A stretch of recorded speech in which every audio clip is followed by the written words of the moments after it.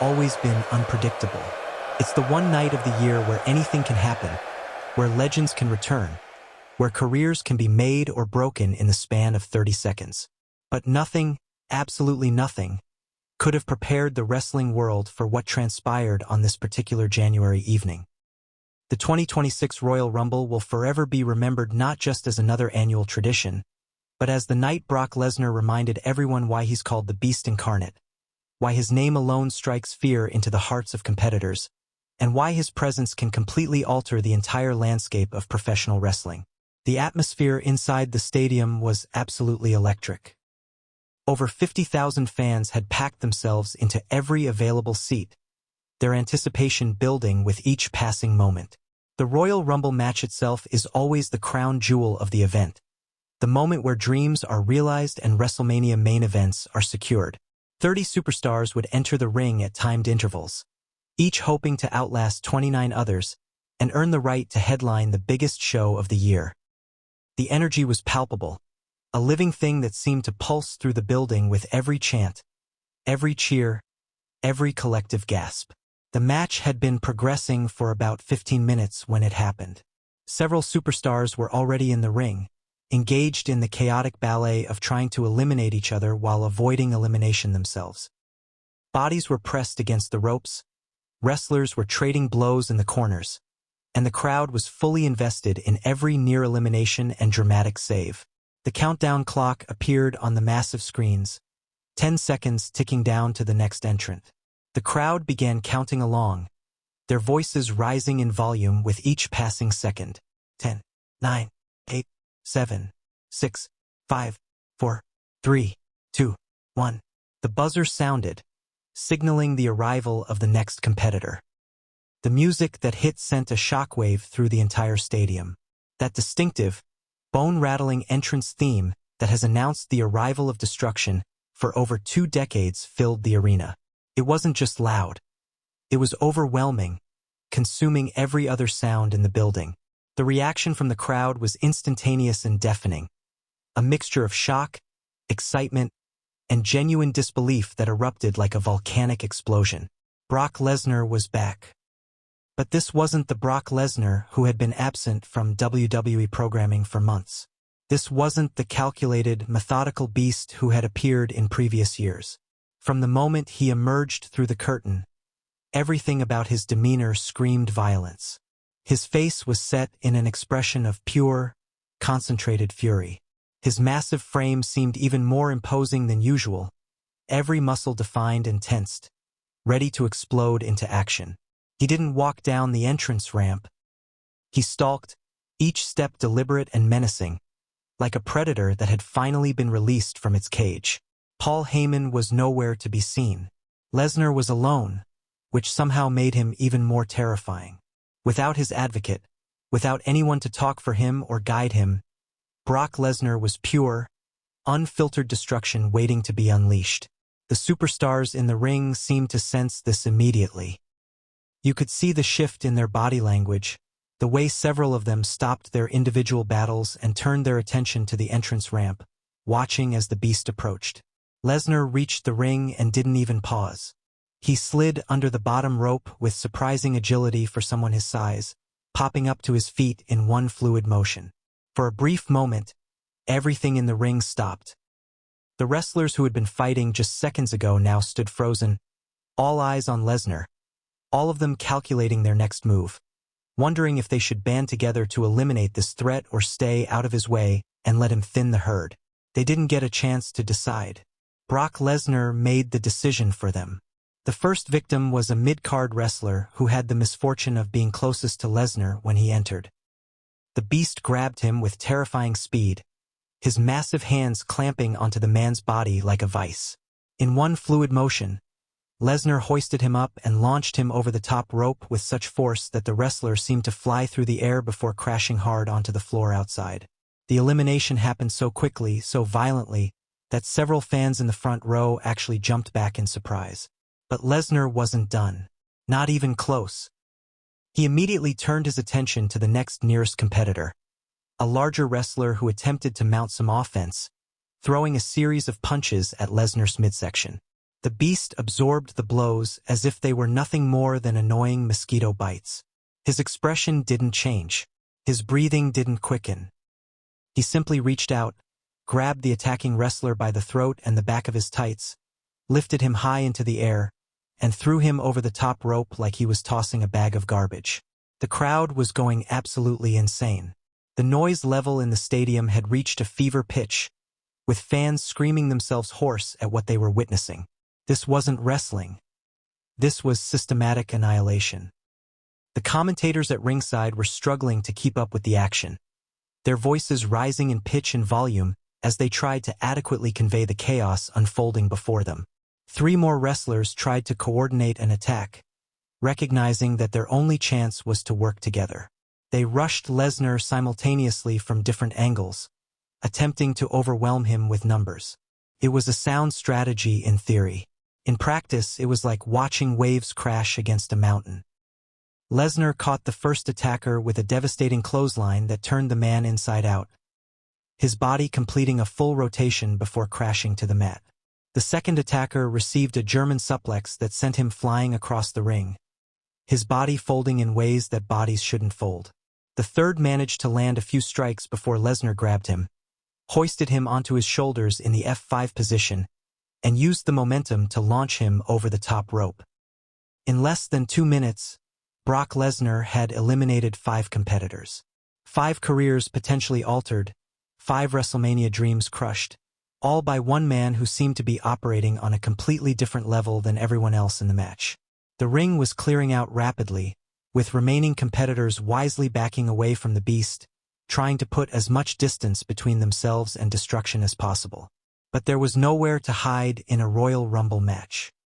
The ring, for all its size, suddenly felt claustrophobically small, with Brock Lesnar prowling around it like a caged animal. He moved with purpose, hunting down each remaining competitor with methodical efficiency. A former champion tried to use his technical wrestling ability to gain an advantage, shooting for Lesnar's legs, attempting a takedown. Lesnar stuffed it easily, grabbed the man by his singlet, and deadlifted him straight up before depositing him over the top rope with casual disdain. The countdown clock appeared again. 10 seconds until the next entrant. The wrestlers in the ring seemed almost relieved at the distraction, hoping that whoever entered next might draw Lesnar's attention away from them. The buzzer sounded, and another superstar sprinted down the ramp, sliding into the ring with enthusiasm and energy, ready to make an impact in the Royal Rumble match. That enthusiasm lasted approximately 4 seconds. Brock Lesnar met the new entrant with a knee to the face that stopped all momentum instantly. The impact was sickening, the sound echoing through the arena even over the crowd noise. Lesnar grabbed the stunned wrestler, lifted him up, and threw him back out of the ring in almost the exact same motion, eliminating him before he had even had a chance to remove his entrance gear. The crowd didn't know whether to cheer or be horrified. This was unprecedented dominance. This was Brock Lesnar at his most destructive, at his most unstoppable, operating at a level that seemed almost unfair. Every movement was explosive. Every throw was violent. Every elimination was definitive and brutal. There was no drama, no last-second saves, no hope for his opponents. There was only the Beast and the destruction he left in his wake. Another entrant arrived, this time a veteran who had been in multiple Royal Rumble matches before. He entered cautiously, taking in the scene before him, seeing the bodies littered outside the ring, seeing Lesnar standing in the center like a final boss in a video game. The veteran tried to use ring psychology, staying on the perimeter, waiting for an opening, looking for any possible advantage. Lesnar simply walked over to him, grabbed him by the back of the head, and threw him over the top rope while making it look effortless. Experience meant nothing. Strategy meant nothing. All that mattered was raw, overwhelming power, and Brock Lesnar had it in abundance. The carnage continued with mechanical precision. Each new entrant represented a new opportunity for Lesnar to showcase his dominance. Some tried to fight him head-on and were destroyed for their bravery. Others tried to avoid him, sneaking around, hoping to last long enough for someone else to eliminate the Beast. It didn't matter. Lesnar hunted them all down, one by one, methodically clearing the ring over and over again. A tag team entered back-to-back, their numbers giving them hope that they could succeed where others had failed. They coordinated their attack beautifully, coming at Lesnar from opposite sides, using quick strikes and evasive movement to try to wear him down. For a few moments, it actually seemed to be working. Lesnar was forced to defend himself, swatting at them as they darted in and out of range. But then he caught one of them, and the tide turned instantly. With one team member in his grasp, Lesnar used him as a weapon, swinging his body into his partner, knocking both men down. He then grabbed them both, one in each hand, and dumped them both over the top rope simultaneously, eliminating an entire tag team in one motion. The next entrant was a high flyer, someone who relied on speed and agility rather than power. He tried to use his quickness to his advantage, bouncing off the ropes, attempting to use momentum and precision strikes to topple the giant. Lesnar caught him in midair during a crossbody attempt. Time seemed to freeze as the smaller wrestler hung suspended in Lesnar's arms, his eyes wide with the realization of his mistake. Lesnar adjusted his grip, positioned him, and delivered an F5 that was so devastating the entire ring shook. He then casually picked up the unconscious body and dropped it over the top rope like it was nothing. By this point, Brock Lesnar had personally eliminated over a dozen competitors. The floor outside the ring was littered with bodies, with medical personnel checking on eliminated wrestlers, with commentary trying to keep track of who had even been in the match because they had been eliminated so quickly. Inside the ring, only two other wrestlers remained, both pressed into opposite corners, both clearly terrified, both knowing that their time was running out. Lesnar looked from one to the other, deciding which prey to hunt first. He chose the one on his left, a mid-sized wrestler who had been hiding behind larger bodies the entire time Lesnar had been in the match. There was nowhere to hide now. Lesnar approached like death itself, inevitable and unstoppable. The wrestler tried to fight back, throwing desperate punches and kicks, using every move in his arsenal. Lesnar absorbed it all with barely a reaction, grabbed him by the throat with one hand, lifted him off his feet, walked him to the ropes, and threw him out of the match with one arm. That left one. The final survivor of Lesnar's rampage stood alone in the opposite corner, his chest heaving, sweat pouring down his face. His eyes locked on the Beast, who now turned his full attention to him. The crowd was on their feet, everyone in the building watching this final confrontation. The wrestler, to his credit, didn't cower. He stepped out of the corner, raised his fists, and prepared to go down fighting. Lesnar almost seemed to respect this show of courage. He moved more slowly, allowing the wrestler to throw his strikes, letting him unload with everything he had. Punches, kicks, forearms, everything in his arsenal. Lesnar stood there and took it all, his expression never changing, his body barely moving from the impacts. When the wrestler finally exhausted himself, breathing heavily and stepping back, Lesnar simply shook his head. The message was clear: your best wasn't enough. What happened next was almost merciful in its quickness. Lesnar grabbed the wrestler, lifted him onto his shoulders, delivered an F5, and then threw his limp body over the top rope. The ring was clear. Brock Lesnar stood alone, surrounded by the wreckage of over a dozen eliminated superstars, his chest barely rising from exertion, looking like he had barely broken a sweat. But the Royal Rumble wasn't over. There were still entrants left to come. The countdown clock appeared again, and the next wrestler's music hit. This time it was a genuine main event star, someone who had held world championships, someone who had credibility and skill. The crowd perked up, sensing that this might be the person who could finally challenge Lesnar's dominance. The star entered the ring with confidence, knowing that he had the ability to hang with anyone in wrestling. He and Lesnar circled each other, the first time all match that Lesnar had shown any caution or respect for an opponent. They locked up in the center of the ring, a true test of strength, both men pushing against each other with everything they had. For a moment they seemed evenly matched.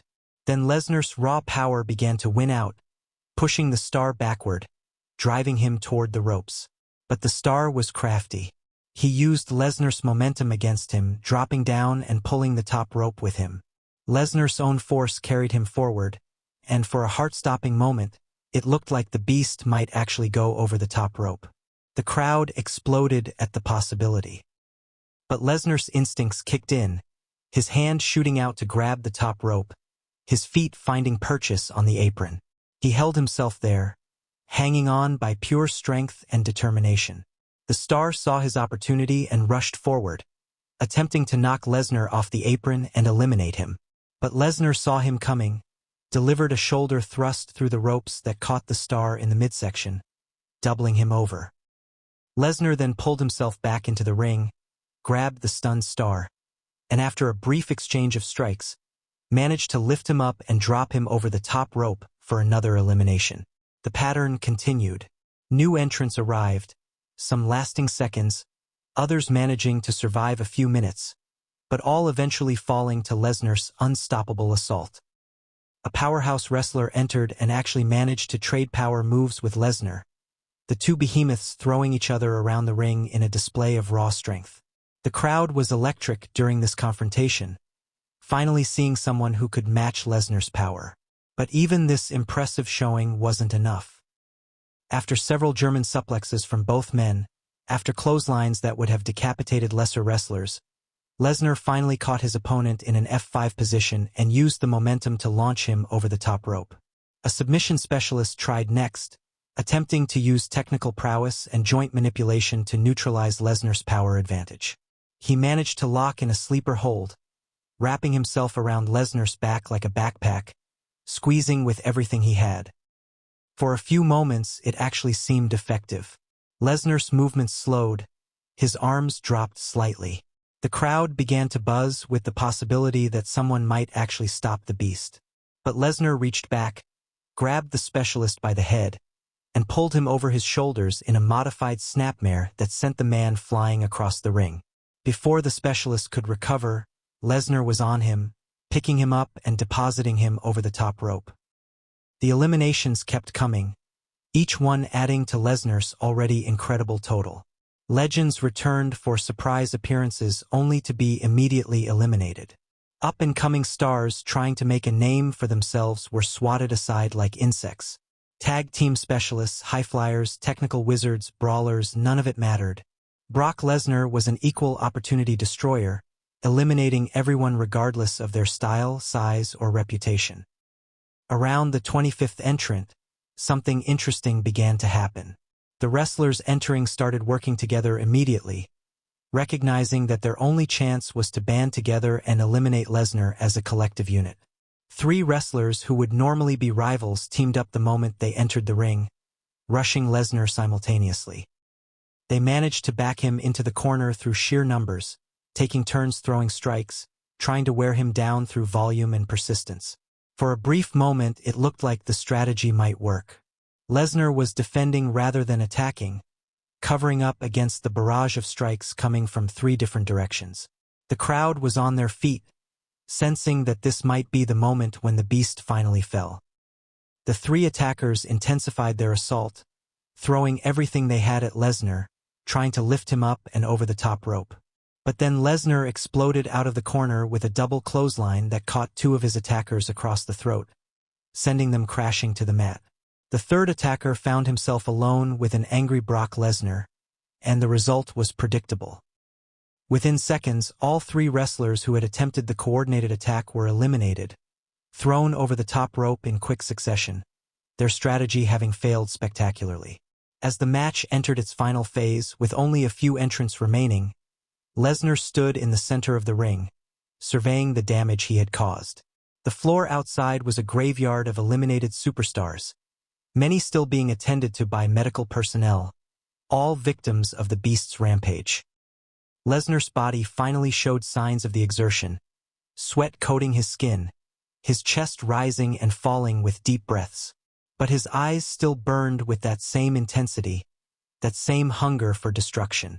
The final few entrants provided the last bit of drama. A former world champion entered at number 28, receiving a massive reaction from the crowd, who sensed that this veteran might have the experience and skill to outlast Lesnar. The 2 engaged in an epic confrontation, trading signature moves, countering each other's finishers, putting on a show that reminded everyone why they were both considered among the best in the business. The match reached its highest level of intensity during this exchange, with near eliminations from both men, with the crowd gasping at every close call. But even this valiant effort wasn't enough.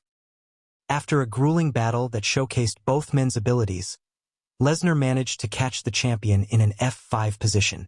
He held him there, showing his dominance, before spinning and using the momentum to launch the champion over the top rope and out of the match. Another former world champion eliminated.